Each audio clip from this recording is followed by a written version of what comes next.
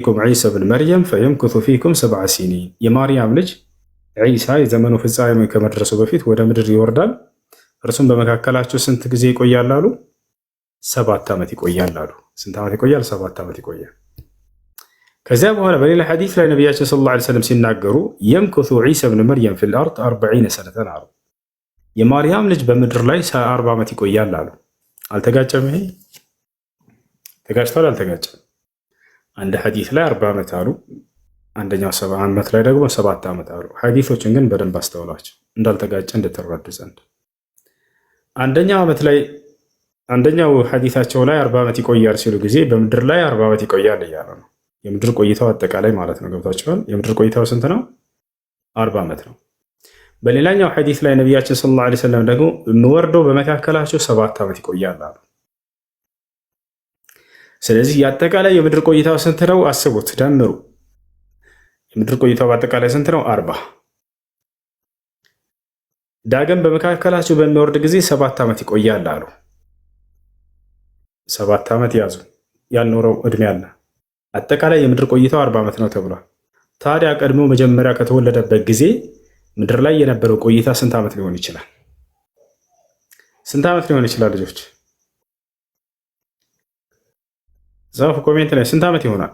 ዳግም መጥቶ የሚቆየው 7 ዓመት፣ የምድር አጠቃላይ ቆይታው 40 ዓመት። ስለዚህ የምድር ቆይታው ስንት ነበር? ከተወለደ ጊዜ ጀምሮ እስከሚያርግ ድረስ ያለበት 33 ዓመት ነበር ማለት ነው። 33 ዓመት ነበር። ነቢያችን ሰለላሁ ዐለይሂ ወሰለም ኑቢአ ቢአል40 ከማ ቃል አብዱላህ ብን ዓባስ እናታችን አይሻ እንደተናገሩት በ40 ዓመታቸው ነቢ ተደርገዋል። ከዚያም በኋላ በ63 ዓመታቸው ከዚህ ዓለም ሄደዋል። ወትወፍየ ወሁወ ኢብን 63 63 ዓመት ሆነው ሙተዋል ብሎ ተናግሯል። ታዲያ በዚያ ዕድሜ ለምን ብሎ ነው ልጁ የጠየቀው። በአብዛኛው ጊዜ ከታች ያሉ ከዚያ በታች ያሉ ዕድሜዎች ገና የልጅነት የወጣትነት ዕድሜ ነው። ልክ ከ40 ዓመት ያህል በኋላ ያለው ደግሞ ወይንም ደግሞ ከዚያ በላይ ከ60 ምናምን በኋላ የሚሆነው የትልቅ ሰው ዕድሜ ነው። አይታችሁ ከሆነ በዚህ በዕድሜው ላይ ሰውየው ከ40 ዓመት በኋላ ያለው በጣም እጅግ በጣም የበሰለ የዕድሜ ደረጃ ስለሆነ ነው። ገብታችኋል አይደል? ያ ነው። ዒሳ ዓለይሂ ሰላም ገና ወጣት እያሉ ነው ነቢይ የተደረጉት። ገና የ30 ዓመት ወጣት ያያችሁ። እንደ አጠቃላይ ነቢያችን ሰለላሁ ዐለይሂ ወሰለም ልክ እንዲሁ ሙሳ ዓለይሂ ሰላም ሌሎችም ነቢያቶች 40 ዓመታቸው ሲሞላ ጊዜ ነቢይ ተደርገዋል። ዒሳ ዓለይሂ ሰላም የሚቆያት የምድር ቆይታው ጥቂት ነበረች። ልክ 30 ዓመቱ ላይ ነቢይ ተደረገ። ለ3 ዓመት ያክል አስተማረ። ከዛ አላህ ሱብሓነሁ ወተዓላ ወሰደው። ዳግም ይመጣል ወደ ምድር 7 ዓመት ይቆያል። ከዚያ በኋላ ይሞታል እንደማናችንም ሰው። ግን የዒሳ 7 ዓመት ዕድሜ ገራሚ ዕድሜ ነች።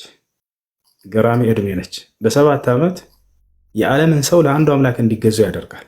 ተመልከቱ። በ7 ዓመት የዓለም ሰው ሁሉ ለአንዱ አምላክ ለአላህ እንዲገዙ ያደርጋቸዋል።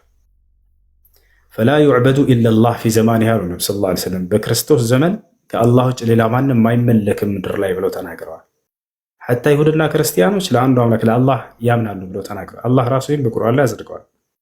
ወኢን ሚን አህሊል ኪታቢ ኢላ ለዩእሚነነ ቢሂ ቀብለ መውቲህ ይላል። ከመጽሐፍ ባለቤት ነን ከሚሉ አንድም ምድር ላይ አይኖርም የዚያኔ የሚያምኑ ቢሆን እንጂ አለ። ሁሉም ያምናሉ። እና ምን ያክል ገራሚ የሆነ ነቢይ ነው ወላሂ። በ7 ዓመት የዓለም ሰው ለአንዱ አምላክ እንዲገዙ ያደርጋል። በ7 ዓመት አንድ ሃይማኖት ብቻ ምድር ላይ እንድትኖር ያደርጋል። ፈዩህሊኩ ላሁ ኩለል ሚለል ፊ ዘማኒሂ ወላ የብቃ ኢላ ልኢስላም አሉ ነቢ ሰለላሁ ዐለይሂ ወሰለም።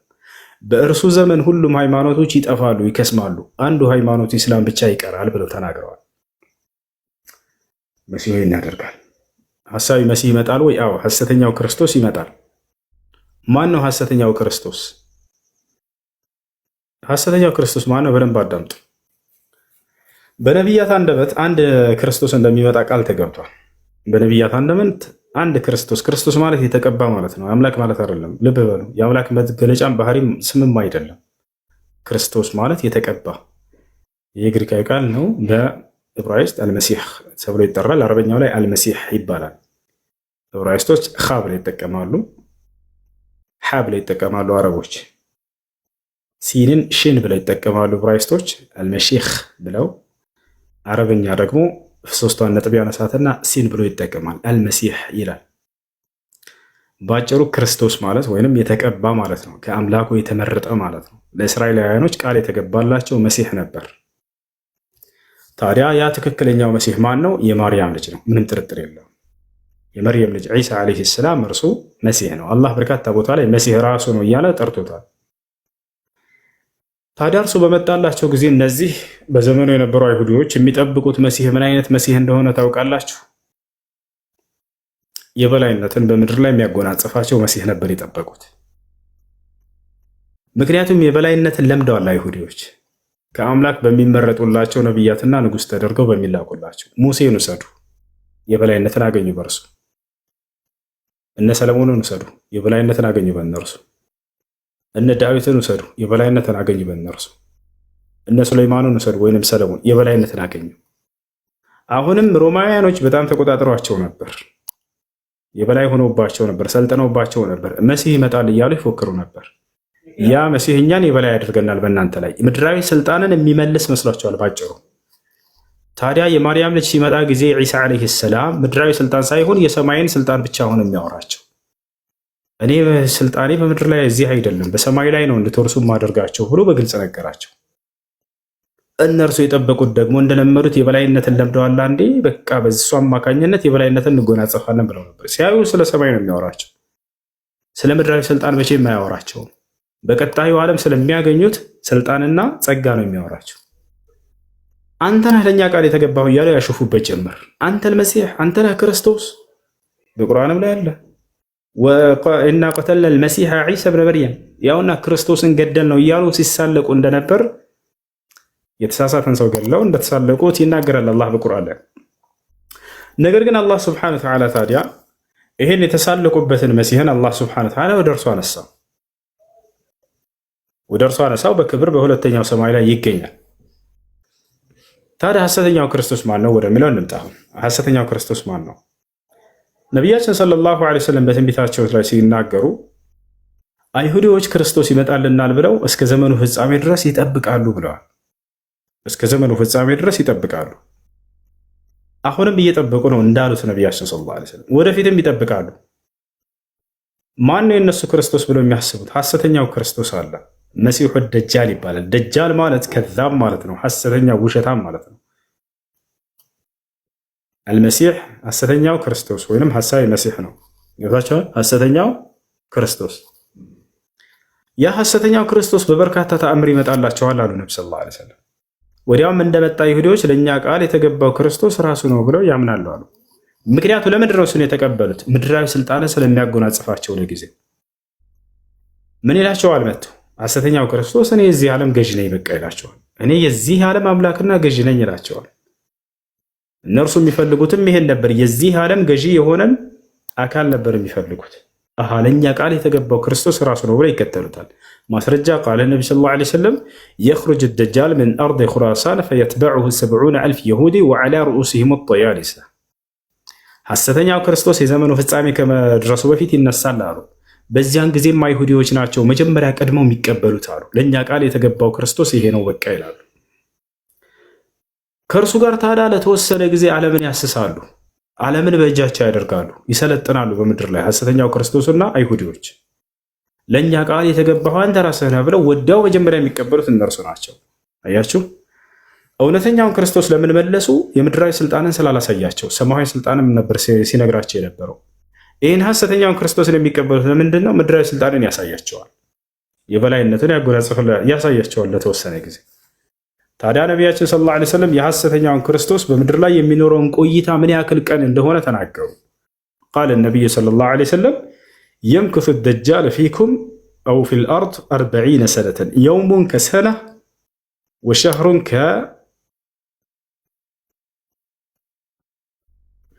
ويوم كشهر ويوم كجمعة أو كأسبوع وسائر أيامه كأيامكم هذه.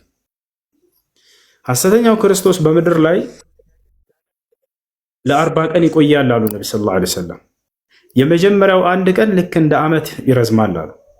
ሁለተኛው ቀን ደግሞ ልክ እንደ ወር፣ ሶስተኛው ቀን ልክ እንደ ሳምንት፣ ሌሎቹ ቀናቶቹ ልክ እንደናንተ እንደ ምድር ቀናቶች ብለው ተናገሩ። ያ ማለት ነው ፀሐይ ወጥታ ለአንድ ዓመት ያክል አትገባም ልጆች። ለዓመት ያክል ይቆያል አንዱ ቀን ብለዋል ነብዩ ሰለላሁ ዐለይሂ ወሰለም። ፀሐይ ወጥታ ለአንድ ዓመት ያክል ቀኑ ይቆያል። አያችሁ፣ እርሱ ከወጣበት ጊዜ ጀምሮ። ከዚያ ሁለተኛው ቀን ልክ እንደ ወር፣ ሶስተኛው ቀን ልክ እንደ ሳምንት፣ ሌላው ቀን እንደናንተ ቀን አሉ። ይህን ትንቢት እየተናገሩ እያሉ ነብዩ ሰለላሁ ዐለይሂ ወሰለም የነብዩ ሰለላሁ ዐለይሂ ወሰለም ሰሃቦች ታዲያ ያሳሰባቸው የሶላት ጉዳይ ነበር። ደጃልን አልፈሩትም። ምክንያቱም ኢማን በልባቸው ውስጥ ጨቅ ብሏል፣ ሞልቷል የአላህ ሱብሓነሁ ወተዓላ እምነት። ስለዚህ ምን አሉ ነቢያችን ሰለላሁ ዐለይሂ ወሰለም ማነው ሰሃቦች ፈማዛ ነፍዐሉ ፊ ሶላቲና ፊ ዛከል የውም ያ ረሱለላህ አሉ። ታዲያ በዚያን ዘመን ስለ ሶላታችን ምን ልናደርግ ነው አሉ። እንዴት ልንሰግድ ነው አሉ። ገብታችኋል? እንዴት ልንሰግድ ነው? ከዚያም በኋላ ነቢያችን ሰለላሁ ዐለይሂ ወሰለም ትቀድሩነ ለሁ ተቅዲረን አሉ። ለእርሱ መመጠንን ትመጥኑለታላችሁ አሉ። ልክ ለምሳሌ 24 ሰዓቱን ለአምስት አውቃት ሶላት ተጠቅመን ቀጣዩን 24 ሰዓት ለአምስት አውቃት ሶላት፣ ቀጣዩን 24 ሰዓት ለአምስት አውቃት ሶላት እያደረገን በዚያን ዘመን እንሰግዳለን። ወሩንም ልክ እንዲሁ፣ ሳምንቱም ልክ እንዲሁ ይቀጥላል።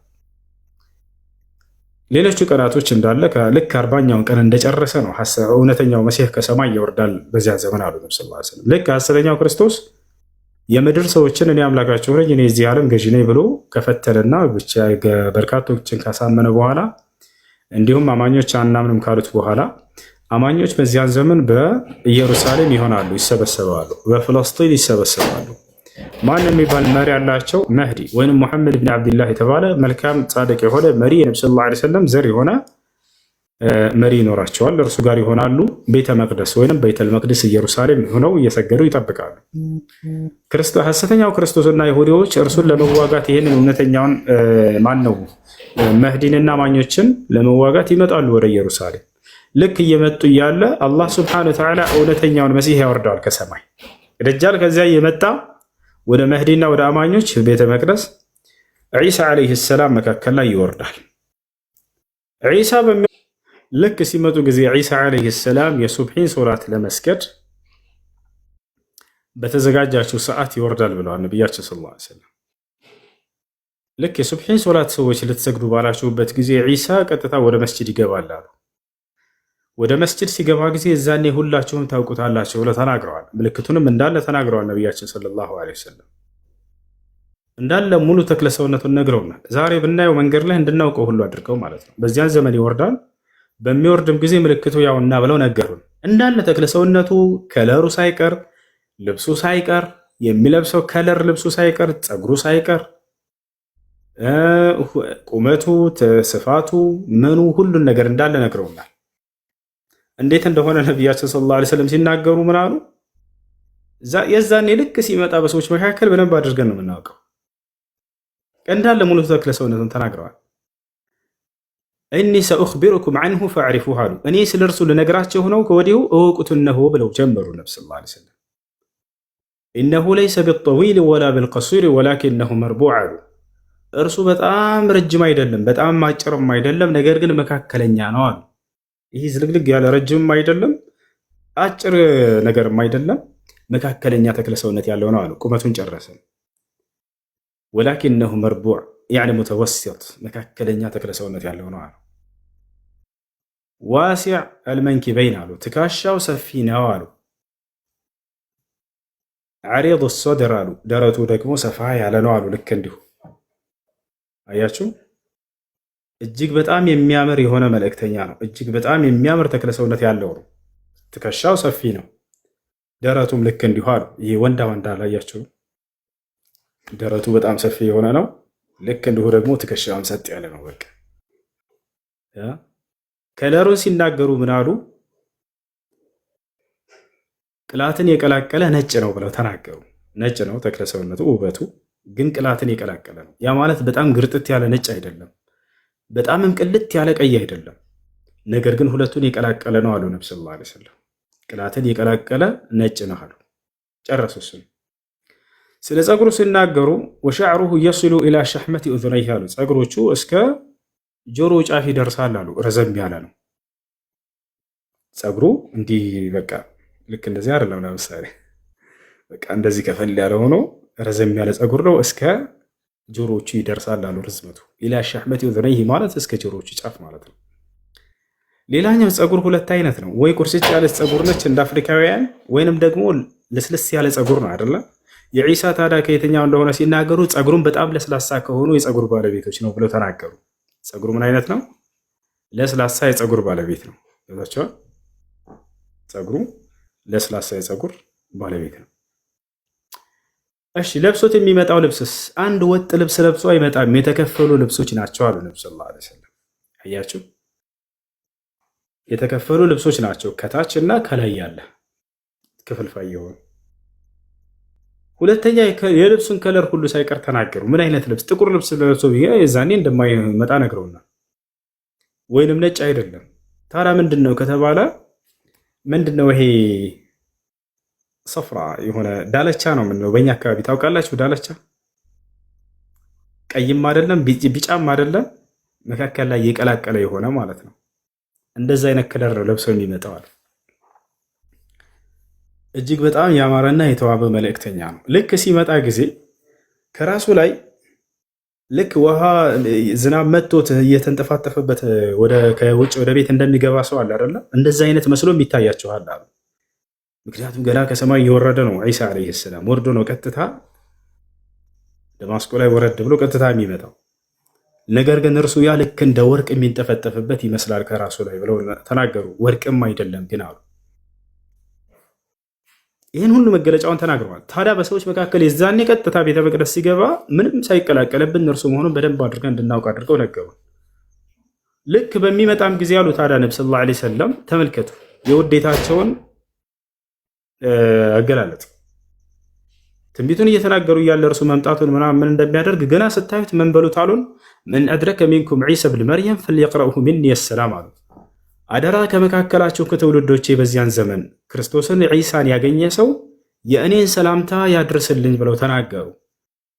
አሁንም እኛ እርሱን በምናገኘው ጊዜ ነቢያችን አሰላሙ አለይኩም ብለውሃል ለማለት ሁሉም ሙስሊም ይሄን ሐዲስ አንብቧል። ይሄን መልእክት ለማድረስ ዝግጁ ነው። አደራ የኔን ሰላምታ አድርስልኝ አሉ። وهذا يدل على حبه عليه الصلاة والسلام لعيسى النبي عليه الصلاة والسلام። ይህ ነቢያችን ሰለላሁ ዐለይሂ ወሰለም ለዒሳ ምን ያክል ውዴታና ክብር እንዳላቸው ይገልጻል። ወደፊት ለምሳሌ ከዚህ ቦታ ትሄዳለህ፣ ከዚያን እንትና ቤት ትሄዳለህ፣ በጎን የምታገኘው ሰው አለ፣ አደራ ያን ሰው አግልለህ ሰላም በልልኝ እንዳው በደንብ አድርገህ ብትባሉ ምን ትላላችሁ? ምን ያክል ቦታ ቢሰጠው ነው ለዚያ ሰው ለየት አድርጎ ያን ሰው ሰላም በልልኝ ያለው እንላለን። ዒሳን በጣም ይወዱታል፣ በጣም ይወዳቸዋል። እርሱ ወደ ሰማይ በሄዱ ጊዜ ወንድሜ ብሎ ነው የጠራቸው። መርሐበን ብልአኽ ሳሊሕ ወነቢይ ሳሊሕ፣ መልካሙ ነቢይ መልካሙ ወንድሜ እንኳን ወደ ሰማይ ዓለም መጣህ ብሎ ነው ያናገራቸው። እንደ አጠቃላይ ይህ ነው ይሆን። ልክ ሲመጣ ጊዜ ከዚያ በኋላ ዒሳ ዓለይሂ ሰላም ወደ መስጂድ ሲገባ ምን ትሉታላችሁ አሉ ነብዩ ሰለላሁ ዐለይሂ ወሰለም። ኢቃም እንዳደረጋችሁ ለተሰግዱ ስትሉ ነው የሚገባው ብለዋል። ወዲያውም በዘመኑ ያለው መሪ ተቀደም ያ ረሱላህ ይለዋል። አንተ በአላህ መንፈስ በአላህ ቃል የተገኘህ የአላህ መልእክተኛ ተቀድመህ አሰግደን ይለዋል። እርሱም እንዲህ ብሎ ይመልስላቸዋል አሉ ኢነሃ ኡቂመት ለኩም፣ አይ ለእናንተ ነው ኢቃም የተደረገውና እናንተ አሰግዱ ችግር የለውም ይላል አሉ። ዑለሞች ይህን ሲናገሩ አስከትለው ምን አሉ?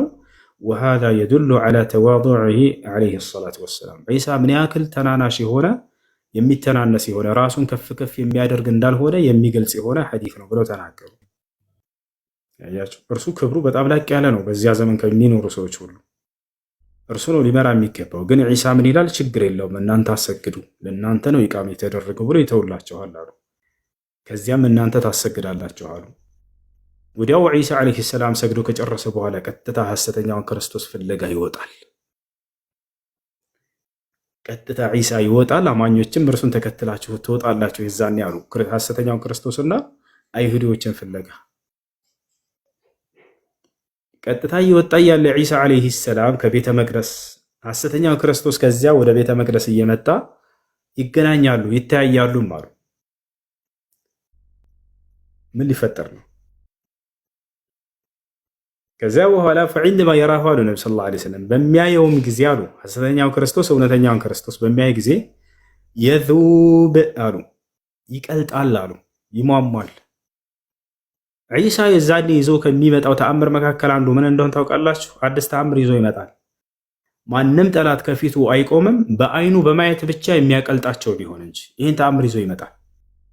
የዙቡ ከማ የዙቡ ልሚልሕ ዐንደማ ዩድዐ ፊል ማእ አሉ ነቢ ሰለላሁ ዐለይሂ ወሰለም ጨው በውሃ ውስጥ በሚገባ ጊዜ እንደሚሟማው እንደሚቀልጥ ሁሉ ሐሰተኛውም ክርስቶስ እውነተኛውን ክርስቶስ በሚያይ ጊዜ ይቀልጣል ልክ እንዲሁ አሉ። በቃ በአይኑ በማየት ብቻ ሲያዩ ገና ይቀልጣል አሉ። እንደሚቀልጥ በሚያውቅም ጊዜ ሐሰተኛው ክርስቶስ ራሱን ከአይኑ ለመሰወር ከዒሳ አይን ለመሰወር ይሸሻል አሉ። ፈየህሩብ አሉ ነቢ ሰለላሁ ዐለይሂ ወሰለም ይሸሻል ያመልጣል አሉ። ፈየትበዑሁ ዒሳ አሉ ዒሳም ይከተለዋል አሉ። ፈየቁሉ ለሁ እንዲህም ይለዋል ላ ተህሩብ ምኒ ከእኔ አትሽሽ ከእኔ አታምልጥ ይለዋል።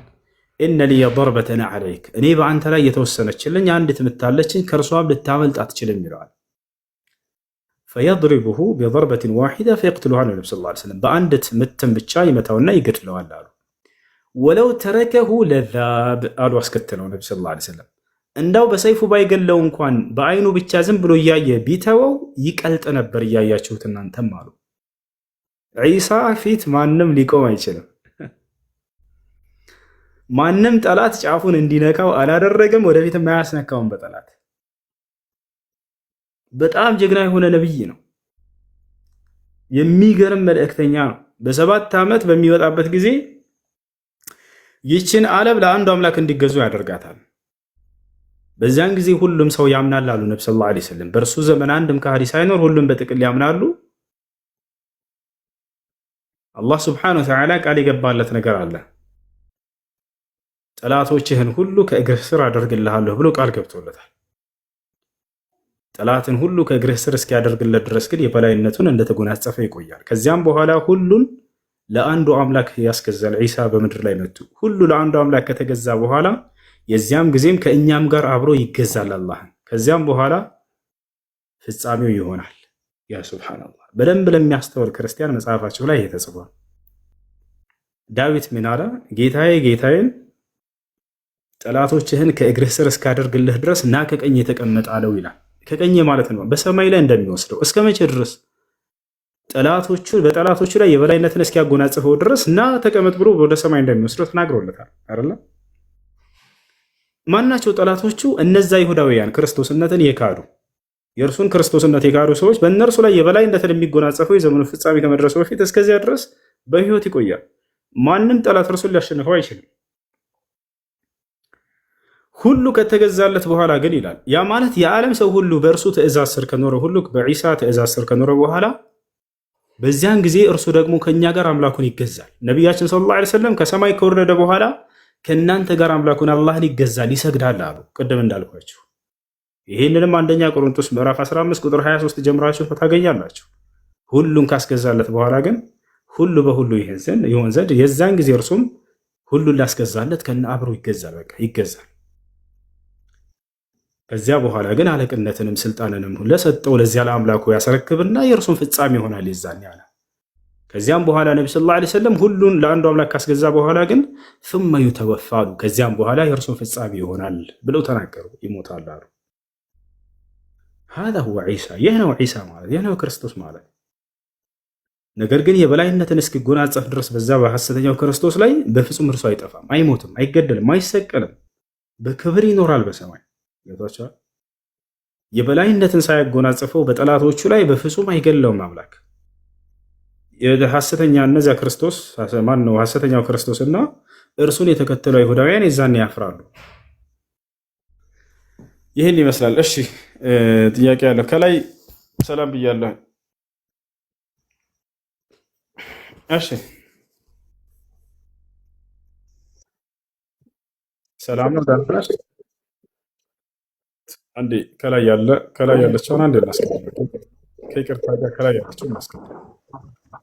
ከላይ ያለ ይቀር። እሺ ደህና ነሽ? ቀጥላለህ። ይቅርታ። እሺ ምን ነበር? ይሰማል?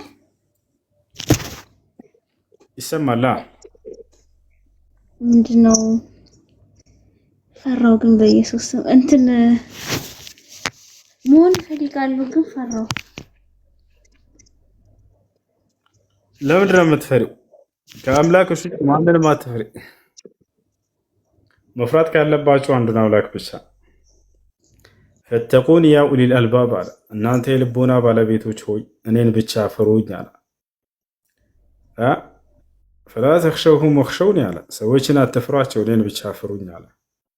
እዚህ ዓለም የመጣችሁት የአምላካችሁን ትእዛዝ ለመፈጸም እንጂ የሰዎችን ፍላጎት ለመጠበቅ አይደለም። አደራ ይሄን እንዳትረሱ፣ ሁሌ ይህን እንዳትረሱ። ያ ማለት ግን ሰዎችን እንዳው ተጻረሯቸው እያልኩኝ አይደለም። ነገር ግን ከአምላክ ትእዛዝ ጋር በሚጋጭ ጊዜ አምላክ ትእዛዝ ይቀደማል። ማንንም አትፍሩ በአምላካችሁ ትእዛዝ ላይ። ላተኻፉ ፊላሂ ለውመተ ላኢም፣ በአላህ ትእዛዝ ላይ የወቃሽን ወቀሳ አትፍሩ። ለምን የዓለም ሰው ከበስተጀርባቸው አይሆንም። እነሱ ከአምላክ ፊት አይቆሙላቸውም፣ አይጠየቁላቸውም። ያ የፈጠራችሁ አምላካችሁ ነገ የፍርዱ ቀን ከፊቱ ትቆማላችሁ፣ ትጠይቃላችሁ። ፈጥሬህ ነበር፣ በምድር ላይ አኑሬሃለሁ፣ ነቢይ ልኬልህ ነበር፣ እኔ እንድትገዛዝህ ነበር፣ ፈጽመሃል ተብለህ የምትጠይቅበት ቀን አለ። ወኩሉን አቲህ የውመል ቂያመቲ ፈርድ አለ። እያንዳንዳችሁ በተናጠል ሆናችሁ የትንሣኤ ቀን ከእኔ ፊት ትመጣላችሁ ብሏል። ቃለ ነቢ ሰለላሁ ዐለይሂ ወሰለም ማ ሚንኩም ሚን አሐድን ኢላ ሰዩከሊሙሁ ረቡህ ለይሰ በይነሁ ወበይነሁ ተርጁማን አሉ። ነቢያችን ሰለላሁ ዐለይሂ ወሰለም ሲናገሩ ምን አሉ? ከእናንተ ከሰዎች አንድ የማይኖርም ነገ የትንሣኤ ቀን የፍርዱ ቀን በእናንተና በአምላካቸው መካከል ማንም መካከለኛ አስተርጓሚ ሳይኖር ከፊቱ ቁማችሁ የምትጠየቁ ቢሆን እንጂ አሉ። እሺ እስልምናን መቀበል ፈልገች ነው? አዎ፣ በሰሞኑ በተደረገው ነገር ላይ በጣም ውስጤ ተነክቶ መሆን ፈልጋለሁ። ምክንያቱም ያሳመኑ ነገሮች ስላሉ ማለት ነው።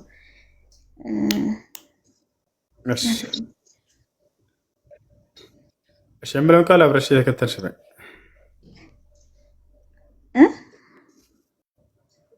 የምለውን ቃል የሻሃዳ ቃል አብረሽ የተከተልሽ ነው። ከዛ ሙስሊም ሆንኩ ማለት ነው። ማን ያስተምረኛል? ምክንያቱም መማርም ፈልጋለሁ፣ በደንብ ማወቅ ፈልጋለሁ። እሺ አድሚኖች ያሉ ያስገቡሻል፣ ግሩፕ ያስተምሩሻል፣ ችግር የለም። ስለ እስላም ግን ባጭሩ ልንገርሽ፣ እሺ እንድትረጅ ዘንድ ልንገርሽ። እሺ እሺ። ኢስላም ብሎ ማለት አምላክ በነብያት በኩል ለሰው ዘር ሁሉ የደነገገው ብቸኛው ሃይማኖት መለኮታዊ ሃይማኖት ነው። አምላክ እንግዲህ እዚህ ዓለም ላይ ሲፈጥረን ጊዜ እዚህ ዓለም ላይ ሲያመጣን ጊዜ እርሱን በብቸኝነት አምነን እርሱን በብቸኝነት እንድንገዛ ዘንድ ነው። እንዲሁም በነቢያት በኩል እነርሱ የደነገጉልን ሃይማኖት እንድንከተል ነው። አምላክ አላህ በቁርአን ላይ ምን ይላል? ኢነ ዲነ ዒንደ ላሂ ልእስላም ይላል። ከእኔ ከአምላካቸው ዘንድ ትክክለኛ ሃይማኖት እስልምና ሃይማኖት ነው ይላል። በሌላ ቦታ ላይ ወረዲቱ ለኩም ልእስላም ዲና ይላል። እስልምናን ሃይማኖት ብቻ ወደድኩላችሁ ደነገግኩላችሁ እያለ ይናገራል። እንግዲህ ለሰው ዘር ሁሉ የደነገገው ሃይማኖት እርሱ እንደሆነ ይናገራል። የቀደሙት ነቢያቶችንም አዞባቸው የነበረው ሃይማኖት እስልምናን እንደሆነ ይነግረናል። በሱራ ሹራ ላይ ሁለተኛው ገጽ ላይ ምን ይላል? ሸርዐ ለኩም ሚነ ዲን ማ ወሳ ቢሂ ኑሐን ወለዚ አውሐይና ኢለይከ ወማ ወሰይና ቢሂ ኢብራሂመ ወሙሳ ወዒሳ ይላል። እነሆ ይሄን እስልምናን ሃይማኖት እኔ ደነገግኩላችሁ ከዚህ በፊት ኖህን፣ አብርሃምን፣ ሙሴን፣ ኢየሱስን አዝዤባቸው የነበረውን ሃይማኖት እያለ እነዚህን ታላላቅ ነቢያት ለናሙናነት ያክል ይጠቅስልናል። ስለዚህ እነርሱ ሁሉ ታዘውበት የነበረውን ራሱን ያን ሃይማኖት ነው እያለ ይነግረናል። እና ነቢያቶችም ይህን ነው ለትውልዶቻቸው ለልጆቻቸው የሰብኳቸው። ያዕቆብን ለምሳሌ ወያዕቆብ ያ በንየ ኢነላህ አስጠፋ ለኩም ዲን ፈላ ተሙቱነ ኢላ ወአንቱም ሙስሊሙን ይላል። ያዕቆብ ምን አለ? ልጆቼ ሆይ እነሆ አምላክ አላህ አንድ ሃይማኖትን ብቻ መርጦላቸዋል፣ አደራ ልጆቼ ሙስሊሞች ሆናቸው እንጂ እንዳትሞቱ አላቸው ይላል። ያ ሐዋርያቶችም ልክ እንዲሁ ቃል በቃል ወኢዛ አውሐይቱ ኢለል ሐዋርይን አን አሚኑ ቢ ወቢረሱሊ ቃሉ አመና ወሽሀድ ቢአንና ሙስሊሙን ይላል። ሐዋርያቶች ቃል በቃል እነሆ እኛ ሙስሊሞች ነን ብለው እንደተናገሩ ያሳያል። እና ይህን ይመስላል ኢስላም። ይህ ትንሣኤ ቀን የፍርዱ ቀን ከአምላካቸው ፊት የምትጠየቁበት የሆነ ሃይማኖት ነው። ኢስላም ምንድን ነው የሚያስተምረው ከተባለ የመጀመሪያው ትእዛዝና መሰረት በእስልምና ሃይማኖት አንድና ብቸኛ የሆነውን አምላክን አላህን በብቸኝነት መገዛት ነው። ይህ ነቢያቶች ሁሉ ያስተማሩበት የሆነ የመጀመሪያው ትእዛዝና መሰረት ነው። ያ አምላክ አንድ ብቻ ነው። በአንድነቱ ላይ ሁለትነት የለበትም። በመለኮትነቱ ላይ ሰውነት የለበትም። በጌትነቱ ላይ ባርነት የለበትም። በህያውነቱ ላይ ሞትነት የለበትም። በሀያልነቱ ላይ በአሸናፊነቱ ላይ ተሸናፊነትና ደካማነት የለበትም። በጥበቃው ላይ እንቅልፍ ማንገላጀት የለበትም። ያን አንድ አምላክ ነው ነቢያቶች የሰበኩት። ገብቶሻል? ይህን ይመስላል። ኢስላምን ለተከተሉ ሰዎች አላህ ምን አዘጋጅቶላቸዋል ከተባለ በቀጣዩ ዓለም ገነትን ሊያስገባቸው ቃል ገብቶላቸዋል። በቁርአን ላይ አለዚነ አመኑ ቢአያቲና ወካኑ ሙስሊሚን እድኹሉል ጀና ይላል። እነዚያን ሙስሊም የሆኑትን ገነትን ግቡ ነው የምላቸው ብሎ ተናግሯል። ስለዚህ አንድ ሰው ሙስሊም ሲሆን ጊዜ በቀጣዩ ዓለም የሚሄድበትን በደንብ አድርጎ እርግጠኛ ሆኖ ያውቃል። ቀጥታ አላህ ቃል በቃል በቁርአን ላይ ሙስሊም የሆኑትን ገነትን ነው የማስገባቸው ብሎ ተናግሮላቸዋል። ነቢያችን ሰለላሁ ዐለይሂ ወሰለም አልጀነቱ ላ የድኹሉሃ ኢላ ነፍሱን ሙስሊም አሉ። ገነትን ሙስሊም ነፍስ እንጂ ሌላ ማንም አይገባባትም ብለው ከሙስሊሞች ማንም እንደማይገባ ሁሉ አስረግጠው ይህን ተናግረዋል። ይህን ይመስላል። እሺ ከኔ ጋር ነሽ? አብረሽኝ በይሽ። አሽሃዱ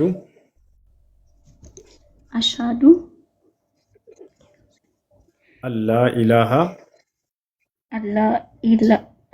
በኢየሱስ ስም ኖ በናዝሬቱ በኢየሱስ ስም ቻው ነው።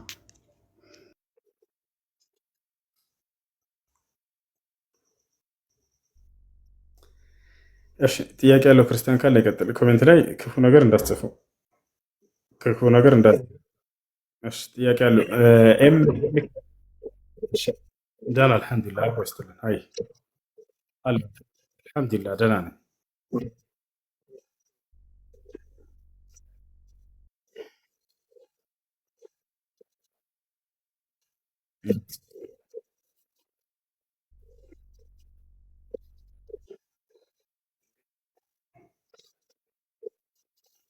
እሺ ይችላል። እሺ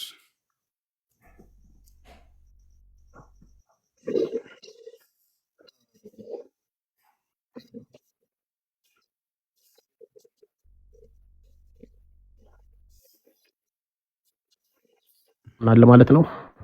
በመጀመሪያችን መልስልኝ ማለትም መጽሐፍ ቅዱስ ባሉ ቃላቶች። እሺ መጽሐፍ ቅዱስ ላይ ያለውን እውነትም አለ ሐሰትም አለ ብለን እናምናለን። አሁን ነቢያችን ሰለላሁ ዐለይሂ ወሰለም ሲናገሩ እንዴ ማን ጋር ነው የሚረብሽ ድምጽ? ነቢያችን ሰለላሁ ዐለይሂ ወሰለም ሲናገሩ ምን መሰለህ? ላ ተሰድቁ አህለል ኪታብ ወላ ትከዚቡሁም። ማን ጋር ነው የሚረብሽ ድምጽ? የሚረብሽ ድምጽ አለ። ማን ጋር ነው? ላ ተሰድቁ አህለል ኪታብ ወላ ትከዚቡሁም አሉ። የመጽሐፉን ሰዎች እውነትም ሐሰትም አትበሏቸው አሉ። ስለዚህ በውስጡ ሐሰትም ስላለ እውነትም ስላለ ማለት ነው። ያን ነገር ሐሰትም አለ እውነትም አለ ብለን እናምናለን በውስጡ። ለምሳሌ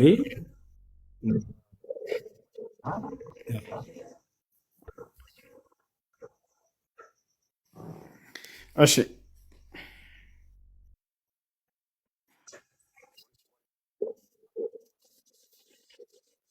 እሺ በውስጡ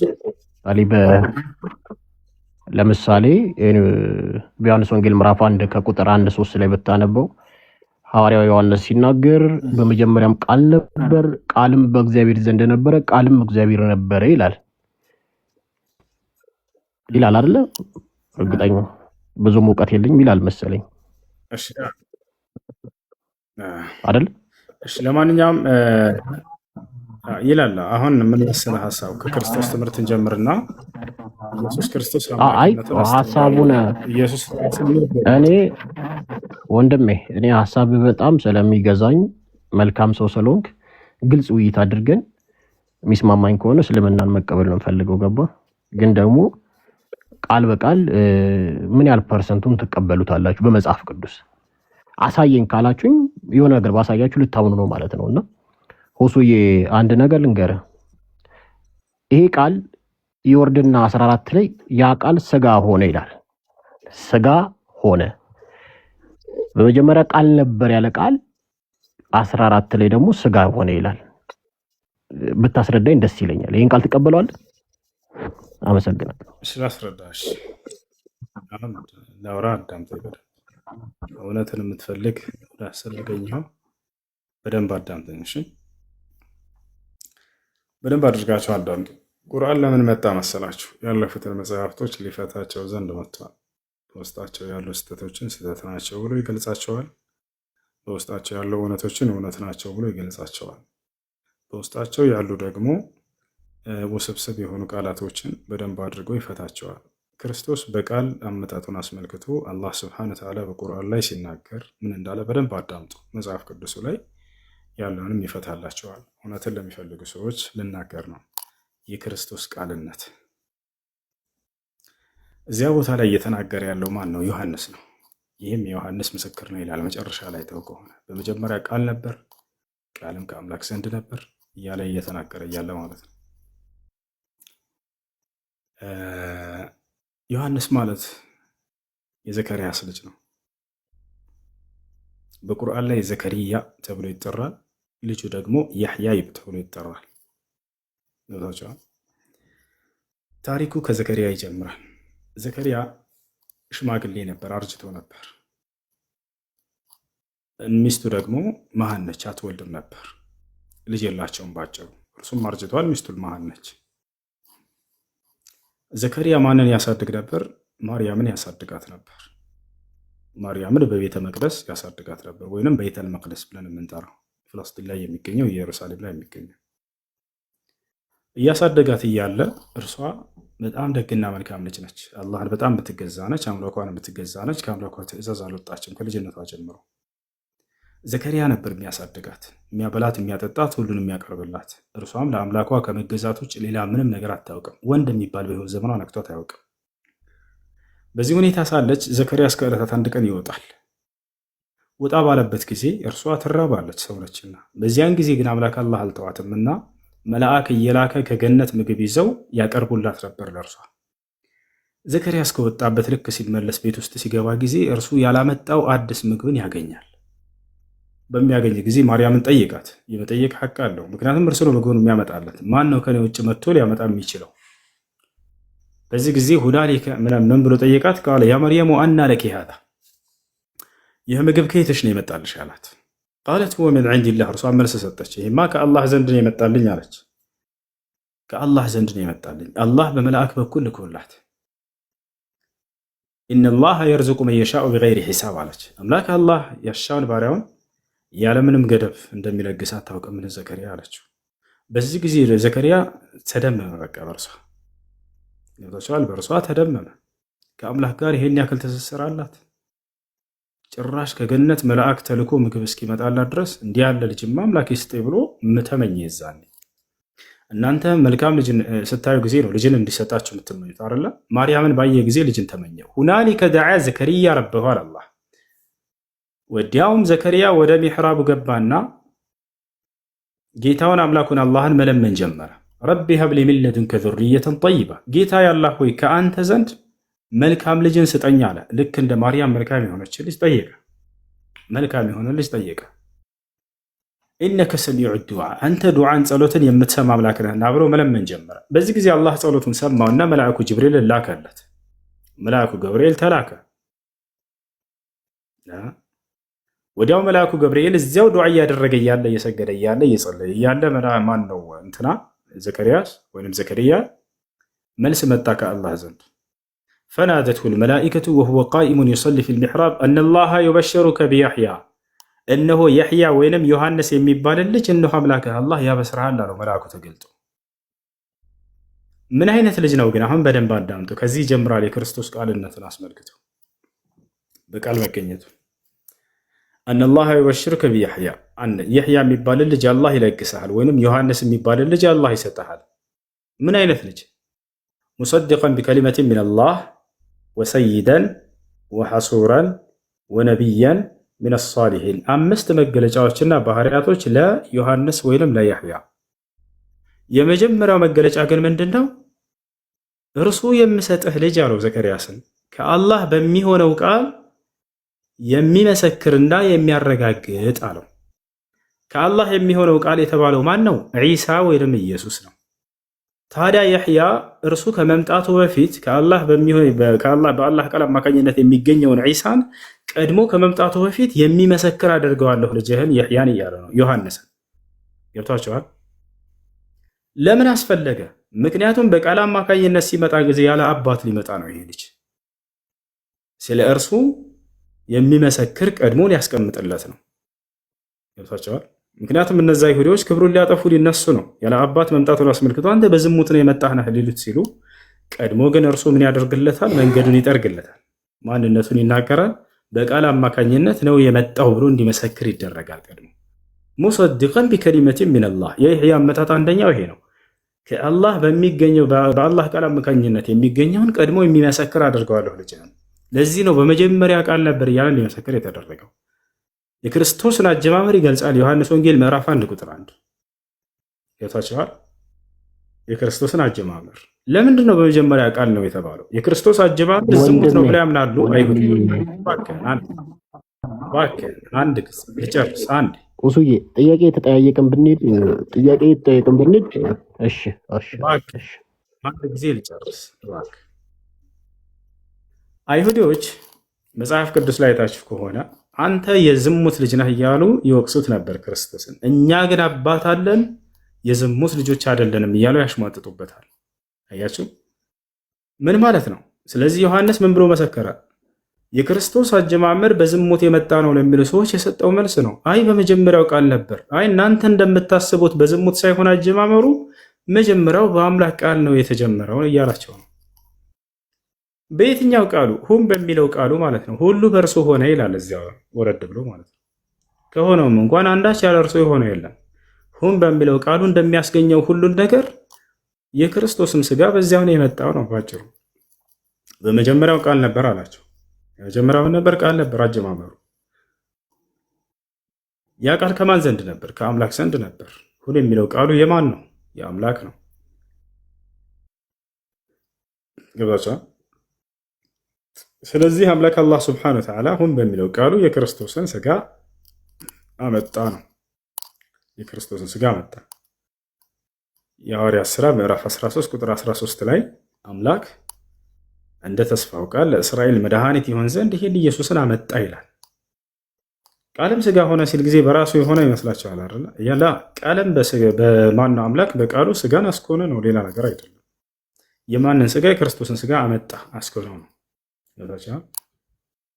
ያ ማን ነው ያመጣው? አምላክ ነው ያመጣው። ማን ነው የመጣው? ኢየሱስ ነው የመጣው። በምኑ አመጣው ከተባለ በቃሉ አመጣው። በምኑ ቃል? ሁሉ በእርሱ ሆነ በተባለው ሁሉም በእርሱ በሚያደርግበት በሚያስኮንበት በዚያ ሁን በሚለው ቃሉ አመጣው ነው። ያ የክርስቶስ ስጋ የተዘጋጀ ነው እወቁ። ማን ያዘጋጀው ከተባለ አምላኩ ነው ያዘጋጀለት። ስጋንም አዘጋጀህልኝ አለ። አዘጋጁ ማን ነው? አምላኩ ነው። የማን ስጋ? የክርስቶስ ስጋ። በምኑ አዘጋጀው ነው አሁን ጥያቄ። በምኑ አዘጋጀው ከተባለ ሁን በሚለው በቃሉ አዘጋጀው። ይሄ ነው። እሺ ሐሳብን መስጠት ይችላል። አሁን ይቅርታ ስለ እንትን ስላልኩ። እሺ ወንድም አለም እጅግ አለው ቆንጆ መለለስ ነው። ደስ ይላል። እዚህ ቃል ላይ በጣም ረግጠ ነው የምንሄደው ሐሳብ ስላለ አላህ አንተ አላህ ኦኬ አላህ አብሽር ቀጥል። እሺ ረግጠ ነው ሐሳቡን ብንሄድ ጥሩ ይመስለኛል። በመጀመሪያም ቃል ነበር ሲል የማን ቃል ያልከኝ? ድገምልኝ እስቲ። የአምላክ ቃል። ቃልም በማን ነበር የሚላል? በእግዚአብሔር ዘንድ ነበር። ቃልም በእግዚአብሔር ነበር ይላል። ከዛ ደግሞ ቃል ስጋ ሆነ ይላል። ቃል ስጋ ሆነ ጸጋንም እውነትን ተሞልቶ በእኛ አደረ ይላል። በማን አደረ? በእኛ። ስለዚህ እቺኛው ጸጋንም እውነትን ተሞልቶ በእኛ አደረ ይልና በደንብ አድርጎ እርግጥ አድርጎ ይናገራል። ያ ቃል በመጀመሪያ የነበረው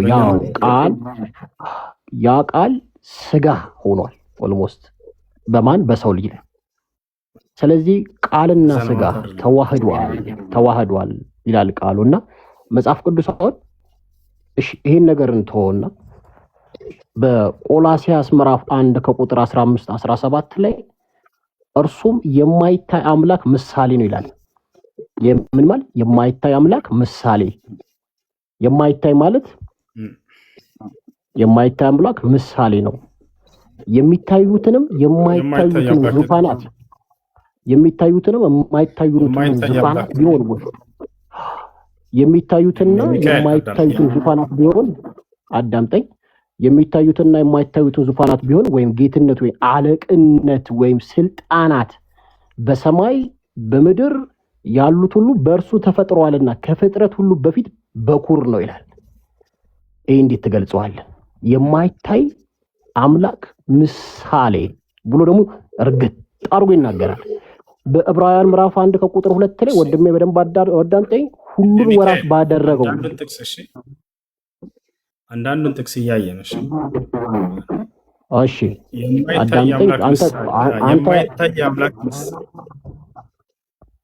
የማይታይ አምላክ ምሳሌ ነው ሲል ምን ማለቱ ነው? የማይታይ አምላክ የተባለው ማን ነው? ኢየሱስ ነው። አብ ኢየሱስ አይደለም፣ አብ ነው። የማይታየው አምላክ አብ። በጣም ጥሩ። የእርሱ ምንድነው? የአብ ምንድነው? እሱ ምሳሌ ነው።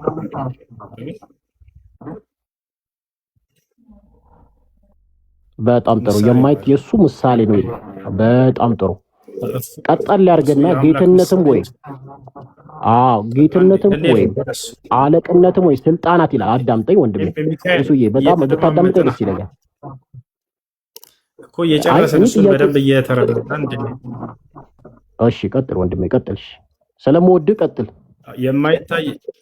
የማይታይ አምላክ ምሳሌ እንጂ አምላክ አይደለም። በመጀመሪያ ልታውቅ የሚገባው የአምላክ ምሳሌ ወይንም መልክ ሲባል ጊዜ ደግሞ ወንድ ልጅ ስለሆነ ወንድ ሁሉ የእግዚአብሔር ምሳሌ ነው ይላል መጽሐፍ ቅዱስ። ወንድ ሁሉ የእግዚአብሔር ምሳሌ ነው ተብሎ ተገልጿል። ስለዚህ ክርስቶስም ወንድ ልጅ እንደመሆኑ መጠን የአምላክ ምሳሌ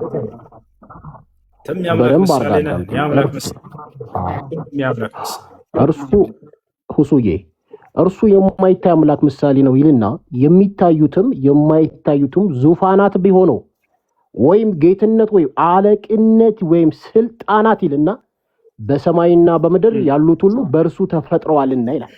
ከፍጥረት ሁሉ በፊት በኩር ነው ይላል። ምን ትላለህ እዚህ ጋር? በእርሱ ተፈጥረዋል አለ እንጂ እርሱ ፈጥሯቸዋል አይልም አይደል? በእርሱና እርሱ ልዩነቱን ንገረኝ እስቲ ወንድማችን። በእርሱና እርሱ ምንድነው ልዩነቱ? እርሱ ፈጥሯቸዋል ከተባለ እርሱ ፈጥሯቸዋል የሚሆን የዛኔ ችግር የለም።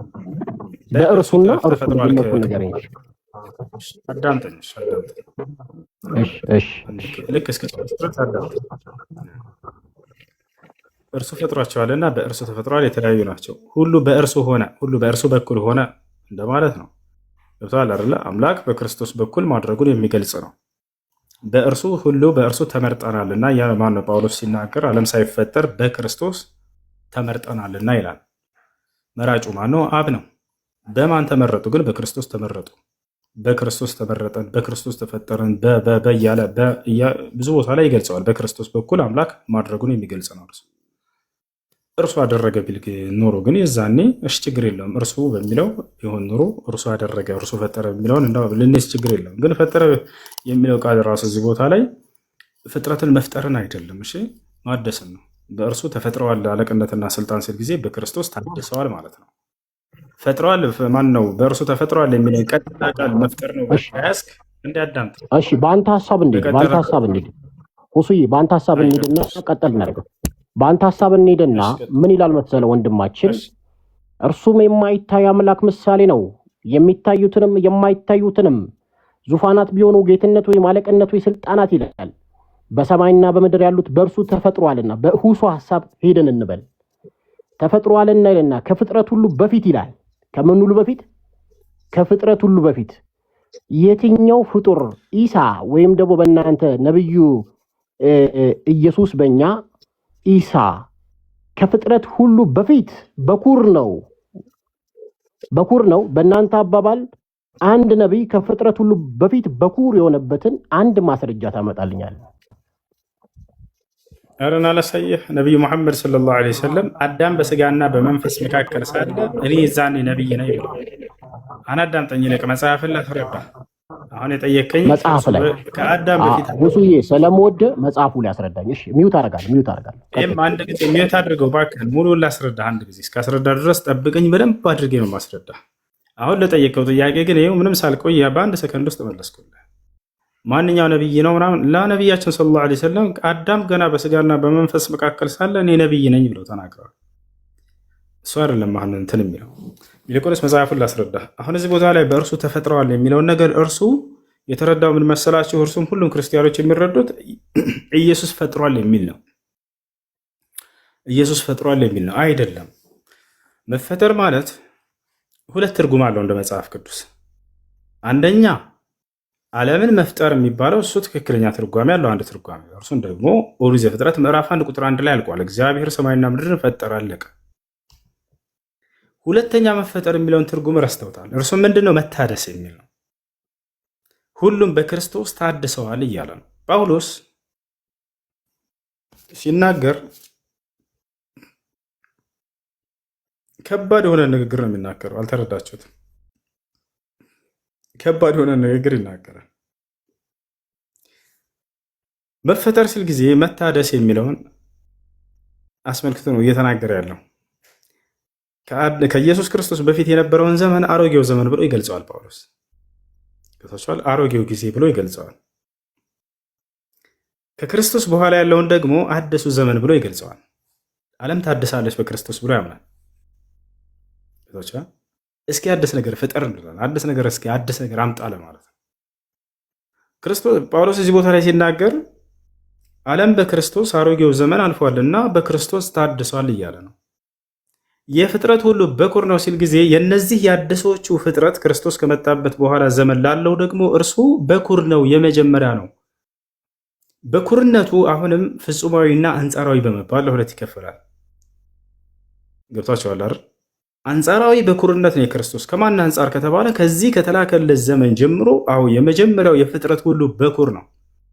ፍጥረት ማለት አሁን የታደሰበት ዘመን እርሱ የተላከበት ዘመን፣ ለዚህ ለአዲሱ ፍጥረት የመጀመሪያው ፍጥረት ወይንም የመጀመሪያው በኩር ነው ክርስቶስ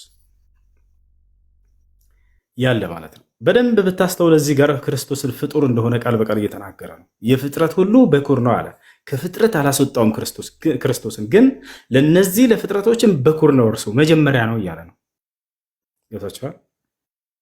ይሄን ለማለት እንጂ ጳውሎስ እየተናገረ ያለው ሌላ አይደለም።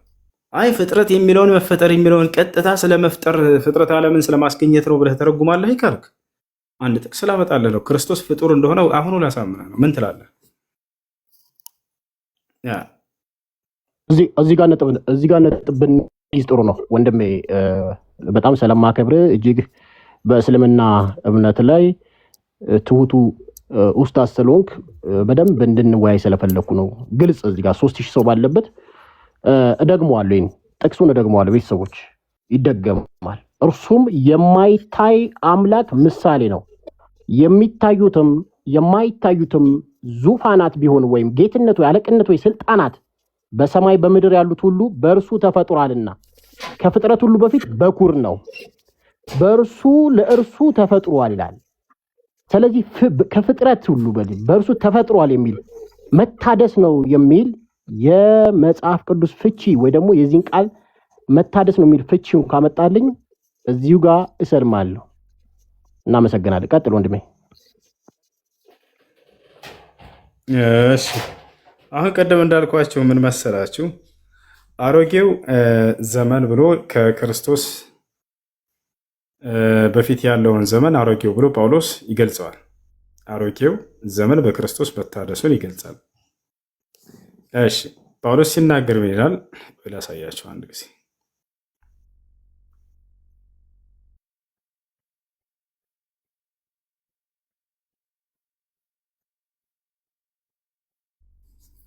እሺ ጳውሎስ እዚህ ቦታ ላይ ሲናገር በደንብ አስተውላችሁ አዳምጡ። እሺ ቁጥር 6 ላይ ተመልከቱት። አሁን ግን ለእርሱ ለታሰርንበት ስለሞትን ይላል፣ ከሕግ ተፈተናል። ስለዚህም በአዲሱ መንፈስ ኑሮ እንገዛለን እንጂ በአሮጌው ፊደል ኑሮ አይደለም ይላል። አዲሱና አሮጌው ብሎ ጳውሎስ ይገልጻል። አሮጌው የሚለው ከክርስቶስ ዘመን በፊት ያለውን ነው ወይንስ አይደለም? ሚካኤል አዲሱ ብሎ የሚገልጸው ደግሞ ክርስቶስ ከተላከበት በኋላ ያለውን ነው ወይንስ አይደለም? ምንድን ነው አሮጌ የሚለው አዲስ የሚለው ጳውሎስ እዚህ ጋር ምንድን ነው? ሚካኤል አሮጌው የሚለው የትኛውን ዘመን ነው? አዲሱ ዘመን የሚለውስ የትኛውን ዘመን ነው? ሚካኤል ከኔ ጋር ነህ? ያውና አሁን ግን አለ ጥቅሱን በደንብ ችግር የለውም። ያው አሁን ግን አለ ጳውሎስ አሁን ግን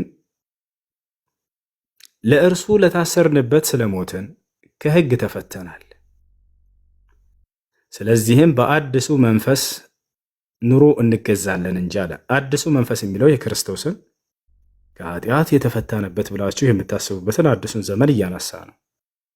በአሮጌው ፊደል አይደለም ኑሮ አይደለም እያለ ይናገራል። ስለዚህ አዲሱ እያለ ጳውሎስ እየተናገረ ያለው የክርስቶስን አዲሱን ዘመን ነው። አሮጌው እያለ እየተናገረ ያለው ደግሞ ከአዳም ጀምሮ እስከ እርሱ ዘመን ድረስ ያለው የኃጢአቱን ዘመን እየገለጸ ነው። ሌላም በርካታ ቦታ ላይ አዲሱና አሮጌው ዘመን እያለ ብዙ ቦታ ላይ ያነሰዋል። ሁለተኛ ቆሮንቶስ ምዕራፍ 5 ቁጥር 17 ምን እንደሚል ተመልከት። አሁንም እዚህ ጋር ስለዚህ ይላል ማንም በክርስቶስ ቢሆን አዲስ ፍጥረት ነው። አየህ አይደለ? አዲስ ፍጥረት ነው፣ አሮጌው ነገር አልፏል ይላል። አየህ፣ ከክርስቶስ በፊት ያለው ዘመን አሮጌው ዘመን ተብሎ ይጠራል። በክርስቶስ ደግሞ ሰዎች አዲስ ፍጥረት ሆነዋል። ስለዚህ ማንም በክርስቶስ ቢሆን አዲስ ፍጥረት ነው፣ በቃ ታድሰዋል እያለ ነው። ገባ? ይሄን ነው።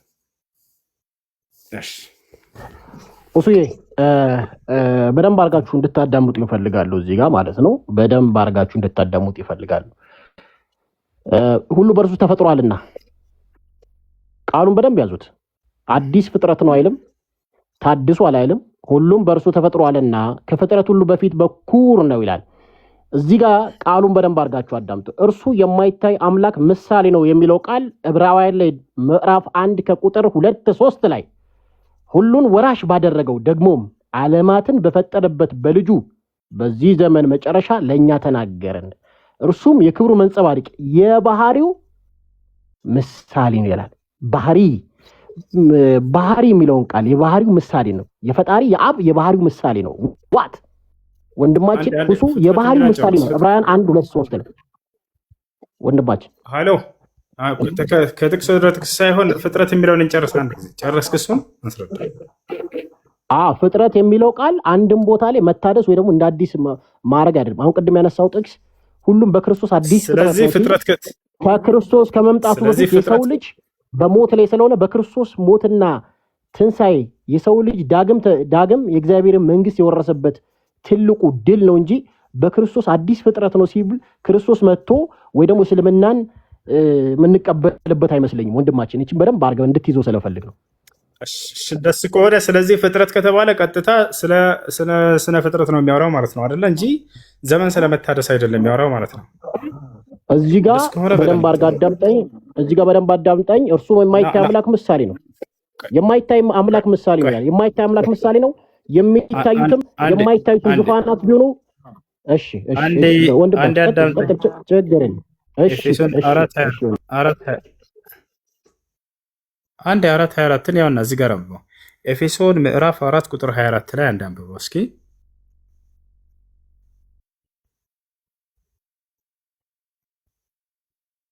አንድ አንብበው ከኔ ጋር ለእውነትም በሚሆን ጽድቅና ቅድስና እግዚአብሔር ምሳሌ የተፈጠረውን አዲሱን ሰው ልበሱ ይላል። እዚህ ቦታ ላይ እንደ እግዚአብሔር ምሳሌ የተባለው ማን ነው? የእግዚአብሔር ምሳሌ ማን ነው? እኛ ነና። የአዲሱን ሰው ልበሱት የተባለው ማንን ነው? ለእውነትም በሚሆን ጽድቅና ቅድስና እንደ እግዚአብሔር ምሳሌ የተፈጠረውን አዲሱን ልበሱ ይላል። ምንድን ነው? ምን ያገናኘዋል ከዛ ጋር ወንድማችን? አዲሱን ሰው ልበሱት ማንን ነው ልበሱት እያለ ያለው ጳውሎስ? ክርስቶስን። ጎበዝ። ስለዚህ የተፈጠረውን ተብሎ ተገልጿል። ፍጡር ነው ማለት ነው ኢየሱስ። አላሁ አክበር። ለእውነትም አዳምጠኝ። ለእውነትም የሚሆን ጽድቅና ቅድስና እግዚአብሔር ምሳሌ የተፈጠረውን አዲሱን ሰው ልበሱ። አዲሱን ሰው ልበሱ ማለት ነው። አዳምጠኝ። አላለቀም ጨዋታው። አላለቀም ወንድማችን፣ አላለቀም። እንዳታወርደኝ።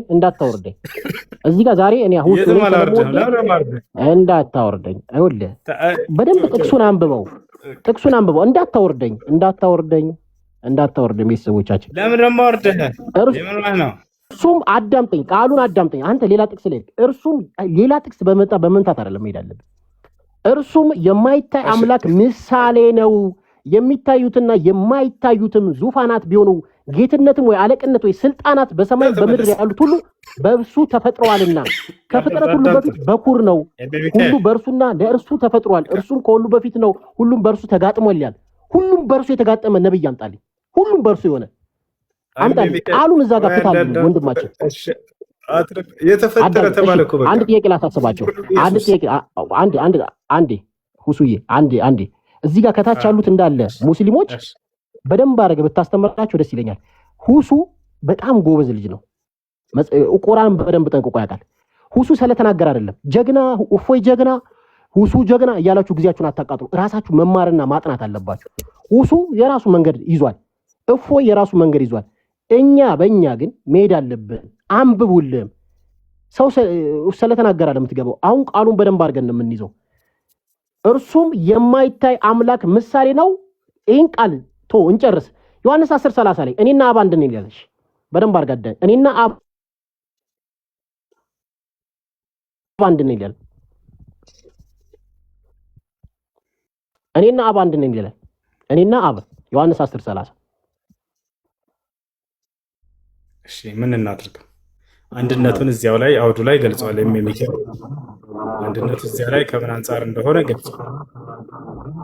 ወደ ላይ ከፍ ብሎ ጨርሰው እኔና አብ አንድ ነን ሲል ምን ማለት ነው? እኔና አብ አንድ ነን ሲል ምን ማለት ነው? እዚያ ላይ አንድነታቸው ከምን አንጻር እንደሆነ አውስቷል። እዚያው ላይ ሲናገረው ለመሰለ ስለ ሐዋርያቶቹ እየተናገረ ነው። በጎቼ ይከተሉኛል፣ ድምፄንም ይሰማሉ፣ ይከተሉኛል አለ። ከእኔ እጅ ማንም አይነጥቃቸውም፣ ከአባቴም እጅ ማንም አይነጥቃቸውም፣ እኔና አብ አንድ ነን አለ። ሐዋርያቶችን በመጠበቅ ረገድ ላይ አንድ መሆናቸውን የሚገልጽ ነው።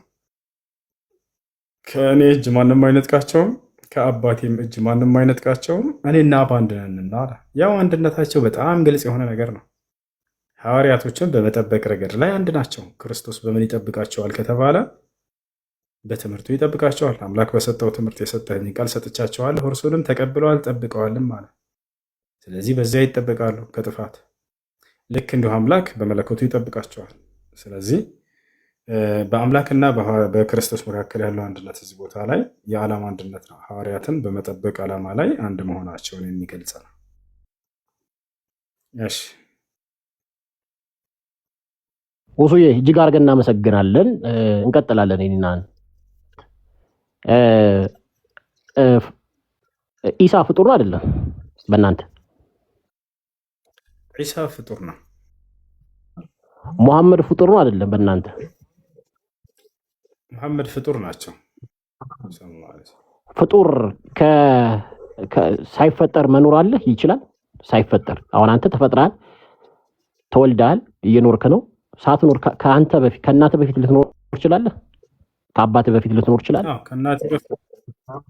ከእናቴ በፊት አለሁ።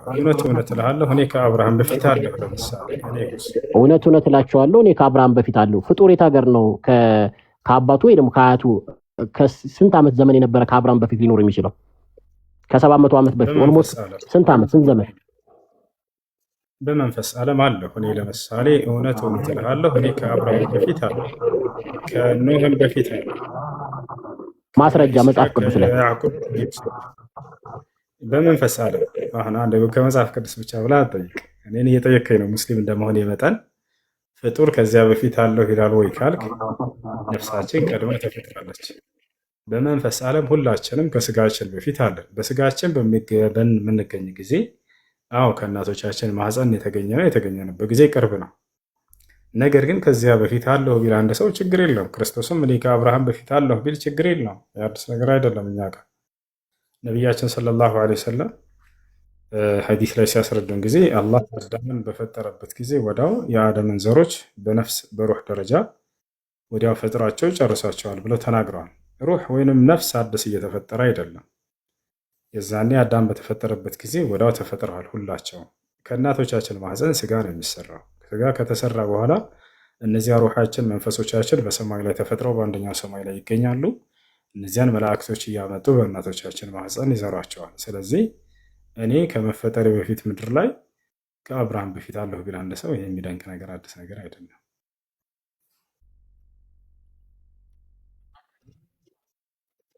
ከመፈጠሪ በፊት ነበርክ? በስጋ ነበርክ? ምን ነበር መሰረው ሁሱዬ? ምን ነበር? በነፍስ ደረጃ ነበር። በነፍስ ደረጃ ነበር። በሰማይ ላይ ነፍሶቻችን ተፈጥረው ከእናት በፊት ነበር ከሆነ ምንድን ነበር አለ? ከእናቶቻችን ማዕፀን ከመሰረታችን በፊት ምን ነበር የምትሰራው? ነፍሶቻችን በሰማይ ላይ ይኖራሉ። ጌታችንን አላህ ስብሐነ ወተዓላን እናምናለን። በእርሱ አማኞች ሆነን ተቀምጠናል። በዚያ ላይ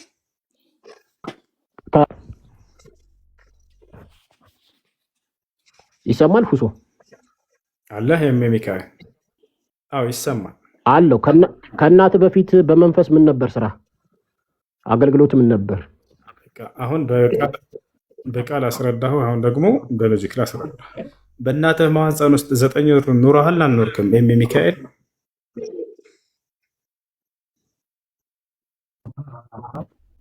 በእናትህ ማህፀን ውስጥ 9 ወር ኑረሃል? በእናቴ ማህፀን ውስጥ 9 ወር አዎ ኖሬያለሁ። ምን ትሰራ ነበር እዚያ ውስጥ? እስኪ ንገረኝ። ምን ትሰራ ነበር? ምንም ያ ስፐርም ሴል ከሴቷ ዘር ጋር ተቀላቅሎ እስክወለድ ድረስ ምንም ነገር አልሰራም። ምንም ነገር የለም። በመንፈስ አይደለሁም። ስጋ ገና አልሆንኩም። ምን ነበር አላማ? ስጋ ሆነሃል እንጂ ወዲያው እኮ ስፐርም እንደሆንክ 9 ወር እኮ በእናትህ ማህፀን ውስጥ አትቆይም። ሚካኤል በቃ ያ ስጋ ሰው የሰው ሂደት በእናቴ ሆድ ውስጥ አለ። በእናቴ ሆድ ውስጥ ያለውን አይደለም አባቴ እየተናገርኩ ያለሁት በእናቴ ሆድ ውስጥ አሁን ከእናቴ በፊት ምን ነበር? በመንፈስ እኮ ነው የምልህ። እንደ ኢሳው ማለት እኔ ከአብርሃም በፊት አለው ካለ አንተ ምን ነበር? ከቅድመ አያቶች በፊት በመንፈስ ምን ሲሰራ ነበር? አላማ ምንድን ነበር? እስቲ ትነግረኛለህ?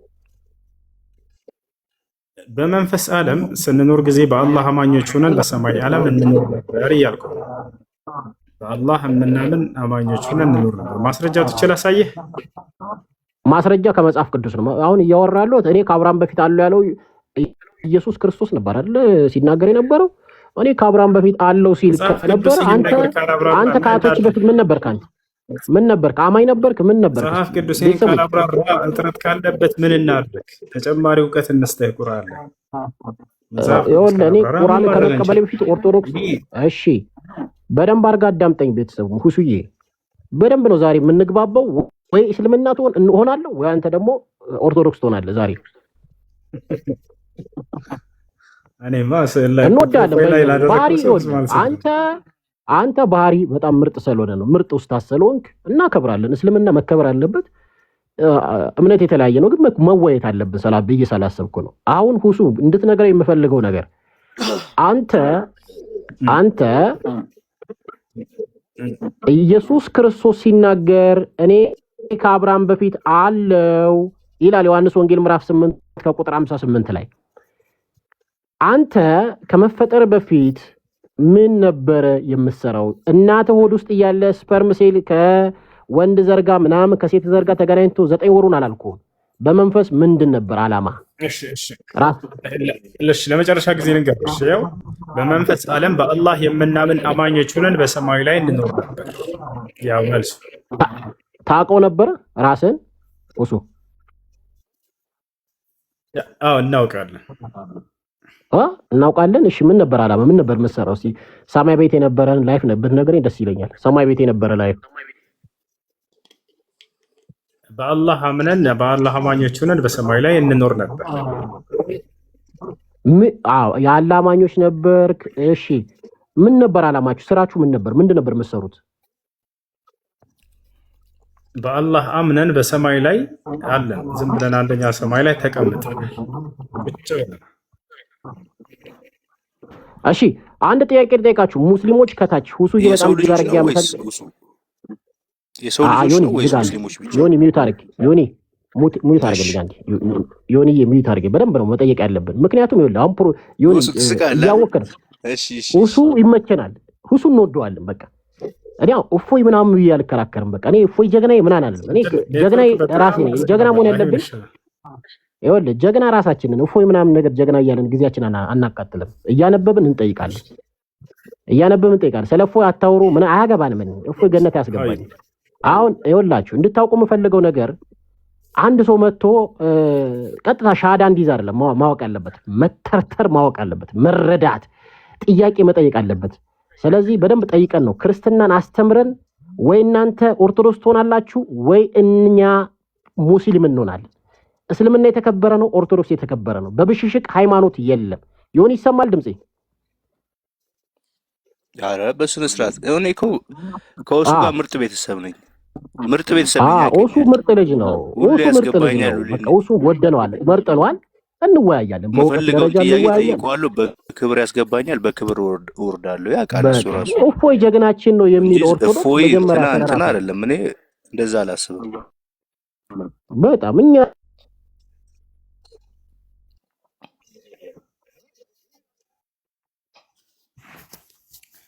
እሺ በጣም እየያዘ ነው። ምክንያቱም ይሰማቸዋል ልጆች